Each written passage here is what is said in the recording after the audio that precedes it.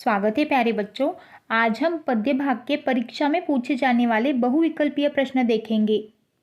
तो सबसे पहला अध्याय है साखी कबीर। प्रश्न 1, कबीर के अनुसार कौन ज्ञानी नहीं बन पाया? 1, मोटी पुस्तकें पढ़ने वाला। 2, दूसरों को ज्ञान देने वाला। 3, संन्यास ग्रहण करने वाला। 4, अपनी प्रशंसा करने वाला। तो इसका उत्तर है मोटी पुस्तकें पढ़ने वाला। प्रश्न 2, अपने स्वभाव को निर्मल रखने के लिए कबीर ने क्या सुझाव दिया है? 1, निंदक से दूर रखने का। 2, सज्जन की संगत में रहने का। 3, निंदक को पास रखने का। 4, ईश्वर भक्ति में ध्यान लगाने का। तो इसका उत्तर है निंदक को पास रखने का। प्रश्न 3, कबीर की साखियों के अनुसार सुखी कौन है? 1, सांसारिक लोग जो सोते और खाते हैं। 2, आध्यात्मिक लोग जो ईश्वर का नाम लेते हैं। 3, जो स्वार्थों से ऊपर उठ गए हैं। 4, जिसने स्वयं को नियंत्रित कर लिया। इसका उत्तर है सांसारिक लोग जो सोते और खाते हैं। प्रश्न 4, दीपक दिखाई देने से अंधेरा कैसे मिट जाता है? 1, बादलों से छट जाने पर। 2, अहंकार रूपी माया के दूर हो जाने पर। 3, सूर्य के उदय हो जाने पर। 4, अकारण चिंता न करने पर। तो इसका उत्तर है अहंकार रूपी माया के दूर हो जाने पर। प्रश्न 5, कबीर की साखियों पर किस भाषा का प्रभाव दिखाई देता है? 1, अवधी। 2, राजस्थानी। 3, भोजपुरी व पंजाबी।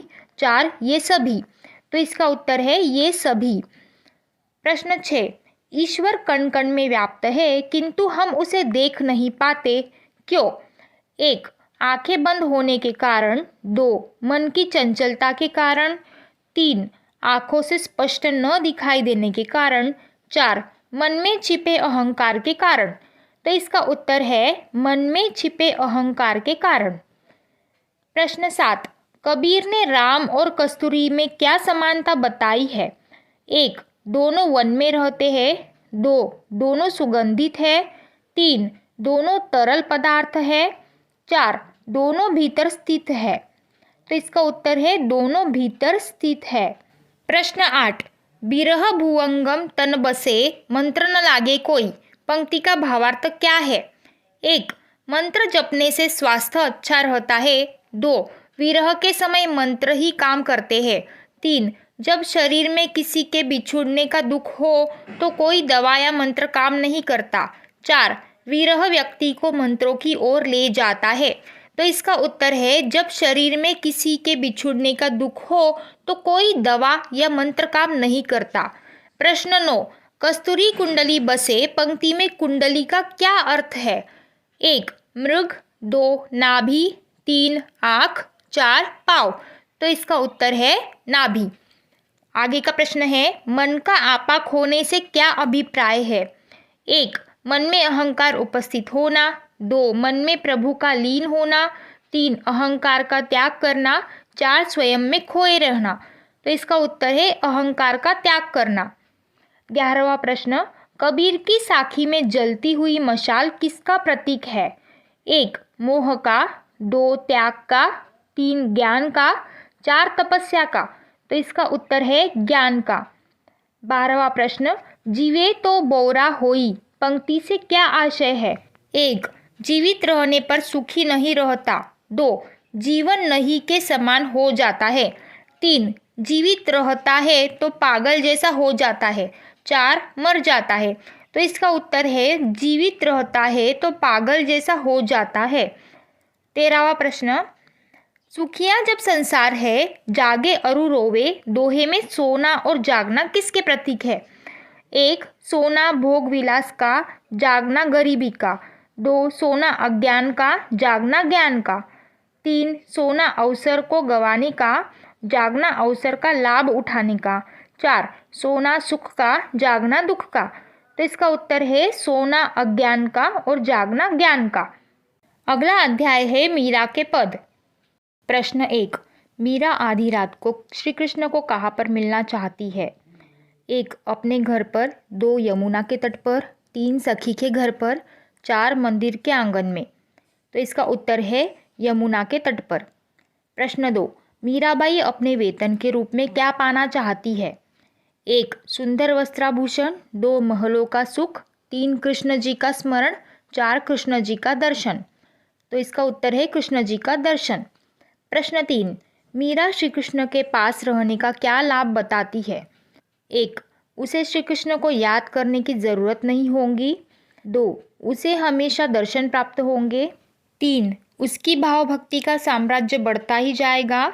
4. उपरोक्त सभी। तो बच्चों इसका उत्तर है उपरोक्त सभी। प्रश्न 4. मीरा अपने सावरिया का दर्शन कैसी साड़ी पहनकर प्राप्त करना चाहती है? 1. रेशमी साड़ी, 2. खद्दर की साड़ी, 3. केसरिया रंग की साड़ी, 4. हरे रंग की साड़ी। तो इसका उत्तर है केसरिया रंग की साड़ी। प्रश्न 5. पाठ पद के आधार पर हिवड़ो घणो अधीरा से क्या आशय है?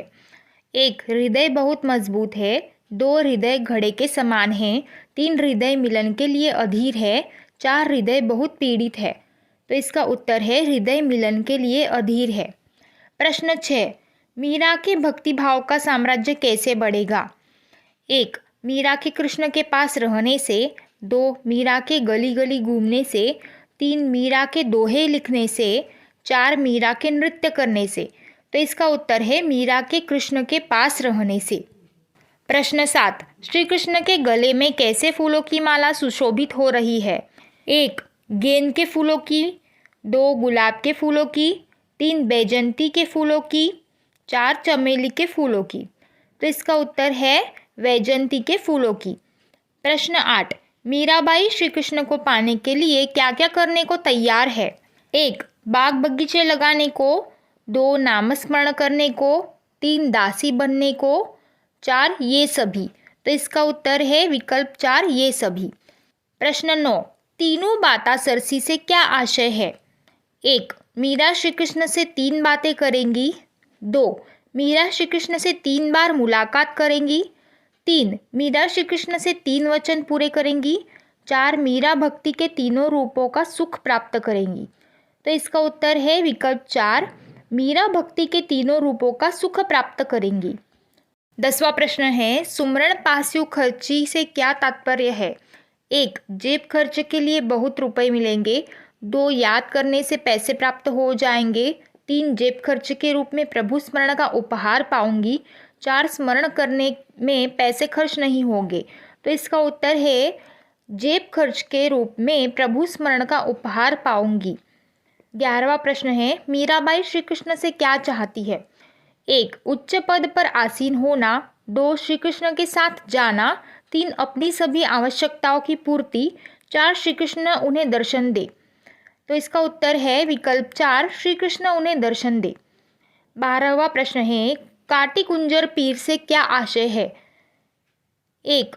हाथी को मोक्ष प्रदान करना, 2. हाथी को पीड़ा से मुक्त करना, 3. हाथी का पाँव काटना, 4. हाथी को पीर के पास ले जाना। तो इसका उत्तर है हाथी को पीड़ा से मुक्त कराना। अब बच्चों आगे की कविता है मनुष्यता। प्रश्न 1. कवि मैथिली शरण गुप्त जी के अनुसार मनुष्य को किस बात का ज्ञान होना चाहिए? 1. मनुष्य अमर है, 2. मनुष्य मरणशील है, 3. मनुष्य पशु प्रवृत्ति है, 4. मनुष्य उदारशील है। तो इसका उत्तर है मनुष्य मरणशील है। प्रश्न 2. कवि का सुमृत्यु शब्द से क्या तात्पर्य है? 1. मनुष्य का मरणशील होना, 2. मनुष्यता के लिए जीना, 3. मृत्यु पर्यंत भी याद किया जाना, 4. साधारण मृत्यु को प्राप्त करना। तो इसका उत्तर है मृत्यु पर्यंत भी याद किया जाना। प्रश्न 3. कवि के अनुसार किस तरह का जीवन जीना व्यर्थ है? 1. सिर्फ स्वयं के लिए ही जीना, 2. मनुष्यता के लिए जीना, 3. व्यर्थ ही जीवन जीना, 4. उपरोक्त सभी। तो इसका उत्तर है सिर्फ स्वयं के लिए ही जीना। प्रश्न 4. कवि के अनुसार कौन व्यक्ति पशु प्रवृत्ति का होता है? 1. स्वयं के लाभ का कार्य करने वाला, 2. दूसरों की कोई सहायता न करने वाला, 3. स्वयं के विषय में ही सोचने वाला, 4. उपरोक्त सभी। तो इसका उत्तर है उपरोक्त सभी। प्रश्न 5. कवि के अनुसार किस प्रकार के मनुष्य का बखान सरस्वती करती है? 1. पशु प्रवृत्ति मनुष्य का, 2 उदारशील मनुष्य का, 3 स्वार्थी मनुष्य का, 4 ये सभी। तो इसका उत्तर है उदारशील मनुष्य का। प्रश्न 6, उदार व्यक्ति की कथा का बखान सरस्वती किस प्रकार करती है? 1, उदार व्यक्तियों की उदारशीलता को पुस्तकों तथा इतिहास में स्थान देकर। 2, उदार व्यक्तियों का आभार मानकर। 3, उदार व्यक्तियों की पूजा करके। 4, उपरोक्त में से कोई नहीं। तो इसका उत्तर है उदार व्यक्तियों की उदारशीलता को पुस्तकों तथा इतिहास में स्थान देकर। प्रश्न 7, उसी उदार से धरा कृतार्थ भाव मानती पंक्ति का क्या अर्थ है? 1, उदारशील व्यक्ति का समस्त लोग आभार मानते हैं। 2, उदार व्यक्ति का सभी विरोध करते हैं। 3, मनुष्य वही है जो मनुष्य के लिए मरे। 4, उदार व्यक्ति को सभी मनुष्य पूजते हैं। तो इसका उत्तर है उदारशील व्यक्ति का समस्त लोग आभार मानते हैं। प्रश्न 8, किस प्रकार के व्यक्ति की कीर्ति का गुणगान सारे संसार में होता है? 1, कृतज्ञ व्यक्ति का। 2, स्वार्थी व्यक्ति का। 3, उदारशील व्यक्ति का। 4, उपरोक्त में से कोई नहीं। तो इसका उत्तर है उदारशील व्यक्ति का। प्रश्न 9, समस्त सृष्टि किस प्रकार के व्यक्ति की पूजा करती है? 1, जो व्यक्ति किसी की सहायता नहीं करता। 2, जो व्यक्ति विश्व में एकता और अखंडता को फैलाता है। 3, जो व्यक्ति यह जानता है कि वह मरणशील है। 4, उपरोक्त में से कोई नहीं। तो इसका उत्तर है जो व्यक्ति विश्व में एकता और अखंडता को फैलाता है। प्रश्न 10, कवि ने किसका उदाहरण दान करने के संदर्भ दिया है? 1, रंतिदेव। 2, दधीची। 3, कर्ण। 4, ये सभी। तो इसका उत्तर है ये सभी। 11वां प्रश्न है, अपने भोजन के थाल का दान किस राजा ने किया था? 1, दधीची। 2, कर्ण। 3, रंतिदेव। 4, उशीनर। तो इसका उत्तर है 3, रंतिदेव। 12वां प्रश्न, देवताओं की रक्षा के लिए दधीची ने क्या किया था? 1, अपने भोजन का दान। 2, अपनी हड्डियों का दान।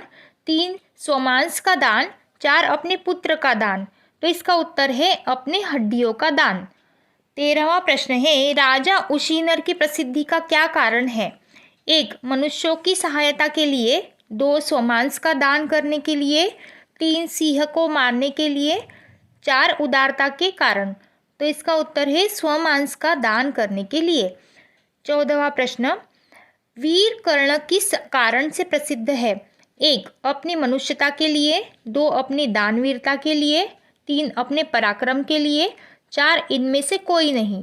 तो इसका उत्तर है अपनी दानवीरता के लिए। आगे का प्रश्न है, वीर कर्ण ने अपनी किस वस्तु का दान किया था? 1, हड्डियों का। 2, भोजन का। 3, स्वमांस का। 4, शारीरिक कवच कुंडलों का। तो इसका उत्तर है शारीरिक कवच कुंडलों का। तो बच्चों, अगली कविता है पर्वत प्रदेश में पावस। प्रश्न 1, पावस ऋतु किस ऋतु को कहते हैं? 1, ग्रीष्म ऋतु। 2, वर्षा ऋतु। 3, शरद ऋतु। 4, बसंत ऋतु। तो इसका उत्तर है वर्षा ऋतु। प्रश्न 2, कवि ने किस क्षेत्र की वर्षा ऋतु का सजीव चित्रण किया है? 1, पर्वतीय क्षेत्र की। 2, मैदानी क्षेत्र की। 3, तटीय क्षेत्र की। 4, इनमें से कोई नहीं। तो इसका उत्तर है पर्वतीय क्षेत्र की। प्रश्न 3, अवलोक रहा है बार बार नीचे जल में महाकार से क्या आशय है? 1, परमात्मा नीचे जल में बार बार देख रहा है। 2, कवि जल को बार बार निहार रहा है। 3, पर्वत नीचे फैले जल में अपने विशाल आकार को निहार रहा है। 4, उपरोक्त सभी। तो इसका उत्तर है पर्वत नीचे फैले जल में अपने विशाल आकार को निहार रहा है। प्रश्न 4, उच्च आकांक्षा इनमें से किसके मन में छिपी है? 1, पहाड़ पर उगे विशाल वृक्षों के मन में। 2, पर्वतों पर बहने वाले झरनों के मन में। 3, पर्वतों पर खिले 1000 फूलों के मन में। 4, उपरोक्त सभी। तो इसका उत्तर है पहाड़ पर उगे विशाल वृक्षों के मन में। प्रश्न 5, मेखलाकार पर्वत अपार इस पंक्ति का प्रयोग इनमें से किसके लिए हुआ है? 1, हजारों नेत्रों के संदर्भ में। 2, चरणों के लिए। 3, पर्वत श्रृंखला के लिए। 4, जल के लिए। तो इसका उत्तर है पर्वत श्रृंखला के लिए। प्रश्न 6, सहस्त्रदिग् सुमनक से क्या तात्पर्य है? 1, पहाड़ों पर खिले हजारों फूलों से। 2, पर्वत श्रृंखला से। 3, प्रकृति वेश से। 4, पावस ऋतु से। तो इसका उत्तर है पहाड़ों पर खिले हजारों फूलों से। प्रश्न 7, कवि को पर्वत पर खिले हजारों फूल कैसे प्रतीत हो रहे हैं? 1, करधनी के समान, 2, हजारों नेत्रों के समान, 3, दर्पण के जैसे, 4, उपरोक्त सभी। तो इसका उत्तर है हजारों नेत्रों के समान। प्रश्न 8, पर्वत अपने हजारों नेत्रों से क्या देख रहा है?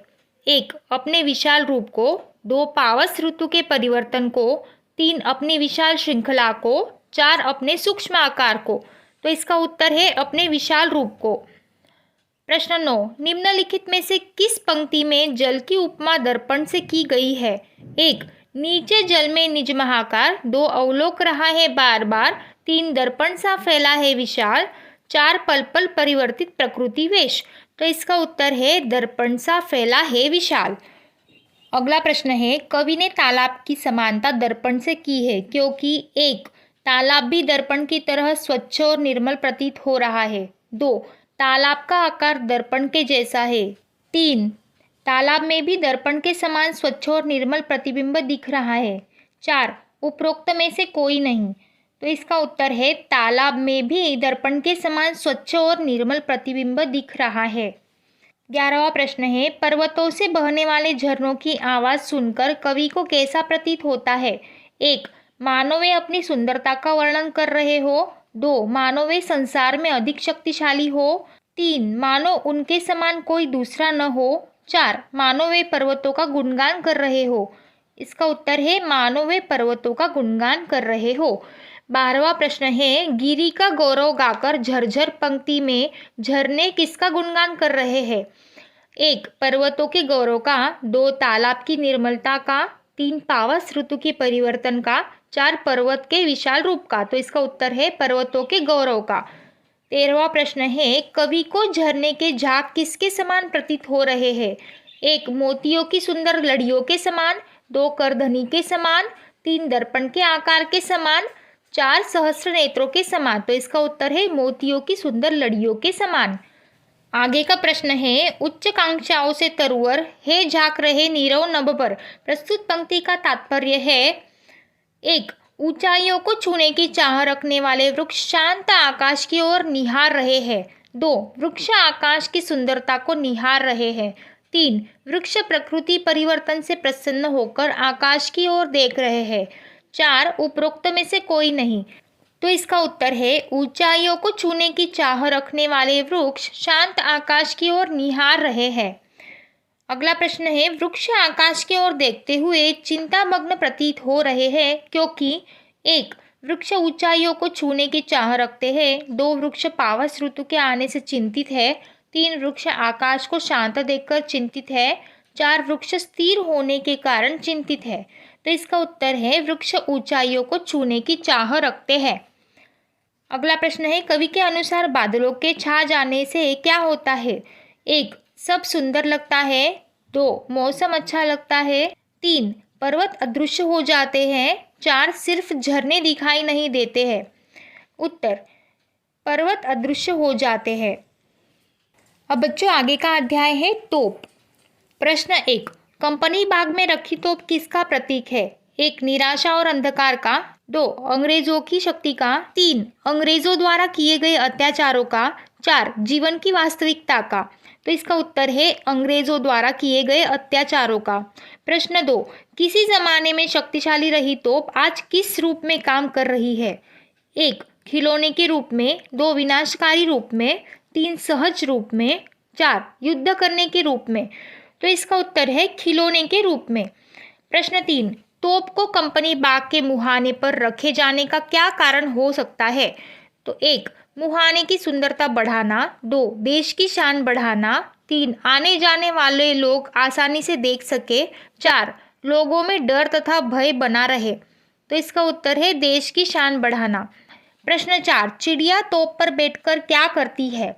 1, इधर उधर घूमने लगती है, 2, आपस में गपशप करने लगती है, 3, दाना चुगने लगती है, 4, चींची की आवाज़ कर शोर मचाती है। तो इसका उत्तर है आपस में गपशप करने लगती है। प्रश्न 5, सन 1857 में प्रयोग की गई तोप अब किस काम आती है? 1, शक्ति प्रदर्शन करने के, 2, युद्ध लड़ने के, तीन छोटे लड़कों की घुड़सवारी के, चार सबक लेने के। तो इसका उत्तर है छोटे लड़कों की घुड़सवारी के। प्रश्न 6, कंपनी बाग के मुहाने पर रखी तोप को देखकर हम क्या प्रेरणा ले सकते हैं? 1, हमें ईस्ट इंडिया जैसे कंपनियों से सावधान रहना है। 2, हमें अपने देश की रक्षा करनी है। 3, हमें कोई भी ऐसा कार्य नहीं करना चाहिए जिससे हमारी आज़ादी खतरे में पड़े। 4, उपरोक्त सभी। तो इसका उत्तर है उपरोक्त सभी। प्रश्न 7, चिड़िया का तोप में घुसना क्या दर्शाता है? 1, शक्ति के बल पर प्राप्त विजय स्थायी नहीं होती।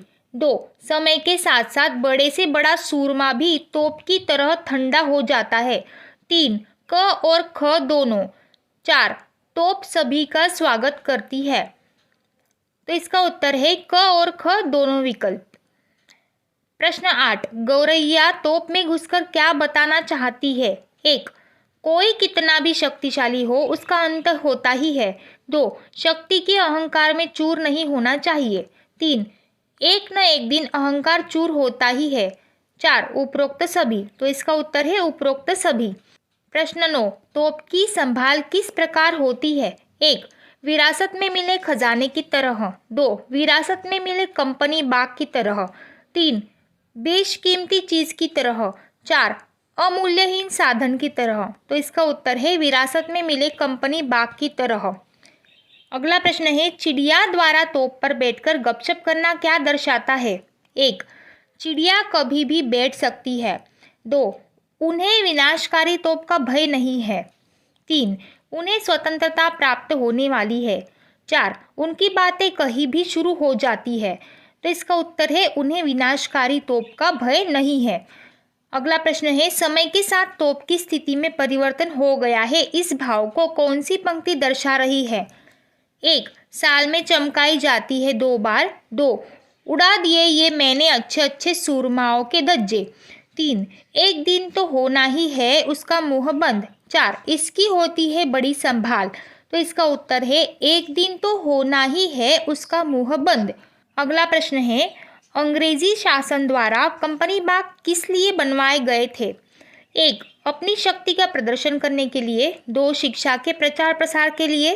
3, प्राकृतिक सुंदरता बढ़ाने के लिए। 4, अपने आराम के लिए। तो इसका उत्तर है अपने आराम के लिए। अब बच्चों आगे की कविता है, कर चले हम फिदा। प्रश्न 1, कर चले हम फिदा गीत के माध्यम से गीतकार देशवासियों को क्या प्रेरणा देना चाह रहा है? 1, सैनिक बनने की। 2, देश प्रेम का भाव जगाने की। 3, वीरता दिखाने की। 4, गीत बनाने की। तो इसका उत्तर है देश प्रेम का भाव जगाने की। प्रश्न 2, सांस थमती गई नब्ज जमती गई से क्या भाव स्पष्ट हो रहा है? 1, मृत्यु का नजदीक होना। 2, बर्फ के पास होना। 3, बहुत ठंड होना। 4, हैरान हो जाना। तो इसका उत्तर है मृत्यु का नजदीक होना। प्रश्न 3, गीतकार के अनुसार सैनिक देश की रक्षा के लिए क्या करते रहे हैं? 1, संघर्ष करते रहे हैं। 2, प्राणों की आहुति देते रहे हैं। 3, अपने सर कटाते रहे हैं। 4, उपरोक्त सभी। तो इसका उत्तर है उपरोक्त सभी। प्रश्न 4, सैनिक अपने अंतिम संदेश में साथियों से क्या कह रहा है? 1, वह अपने प्राणों को देश हित में न्यौछावर कर रहा है और अपना देश अन्य साथियों के हाथों में सौंप रहा है। 2, वह अपने साथियों से देशभक्ति के गीत गाने को कह रहा है। 3, वह अपने द्वारा किए गए कार्यों का वर्णन कर रहा है। 4, उपरोक्त में से कोई नहीं। उत्तर, वह अपने प्राणों को देश हित में न्यौछावर कर रहा है और अपना देश अन्य साथियों के हाथों में सौंप रहा है। बच्चों अब अगला अध्याय है आत्मत्राण। प्रश्न 1, आत्मत्राण कविता में कवि किस पर संदेह नहीं करना चाहते हैं? 1, ईश्वर की सत्ता पर। 2, ईश्वर के प्रति अपनी आस्था पर। 3, क और ख दोनों। 4, समाज के लोगों पर। तो इसका उत्तर है क और ख दोनों। प्रश्न 2, कवि ईश्वर से किसकी कामना करना चाहता है? 1, दुखों को झेल पाने की शक्ति की। 2, संघर्ष की क्षमता की। 3, क और ख दोनों। 4, यश प्राप्ति की। तो इसका उत्तर है क और ख दोनों। प्रश्न 3, आत्मत्राण कविता में कवि कठिन परिस्थितियों में भी क्या नहीं करना चाहता? तो इसका उत्तर है हारना। प्रश्न 4, कविता के आधार पर बताइए कि अपनी इच्छाओं की पूर्ति के लिए प्रार्थना के अतिरिक्त हम और क्या कर सकते हैं। 1. मेहनत कर सकते हैं। 2. दूसरों से प्रेरणा ले सकते हैं। 3. आत्मविश्वास पर भरोसा कर सकते हैं। 4. उपरोक्त सभी। तो इसका उत्तर है उपरोक्त सभी। प्रश्न 5. कवि स्वयं पर आए संकट को किस प्रकार सहना चाहता है। 1. दुखी एवं असंतुष्ट होकर। 2. अनिश्चित होकर। 3. निर्भय होकर। 4. किसी पर आश्रित होकर। तो इसका उत्तर है निर्भय होकर। यह वीडियो देखने के लिए सभी का बहुत बहुत धन्यवाद। अगर यह वीडियो आपको हेल्पफुल लगी तो इस चैनल को ज़रूर सब्सक्राइब करें और नई वीडियोस की नोटिफिकेशन पाने के लिए साथ में जो बेल आइकॉन दिया है उसे प्रेस करना ना भूलें।